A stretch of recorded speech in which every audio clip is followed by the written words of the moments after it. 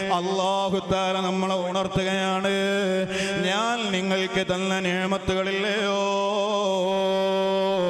ആ നിഅമത്തുകളെ കൊണ്ട് മരണം വരുന്നതിന് മുമ്പ് ആഖിറത സമ്പാദിച്ചോ.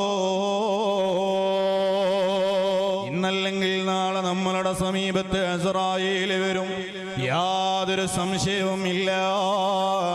ആ അസ്റായീലിനെ കാണുമ്പോൾ ലാ ഇലാഹ ഇല്ലല്ലാഹ് ചൊല്ലാനുള്ള പരുവത്തിലേക്ക് ആ നിഅമത്തുകൾ ഉപയോഗിച്ചോ. ഖബറിൽ വെച്ച് ആരാരുമില്ലാത്ത കൂരിരുട്ടുള്ള ഖബറിൽ വെച്ച് നൂറുൽ അലാ നൂറാകുന്ന റസൂലുള്ളാഹിനെ കാണിച്ച് ഹൽ ഇൻദക ഇൽമുൻ ബിഹാദർ റജുൽ, ഈ ആളെ അറിയുമോ? ആ ഒരു ചോദ്യം ചോദിക്കുമ്പോ ഹാദാ മുഹമ്മദുർ റസൂലുള്ളാഹ്,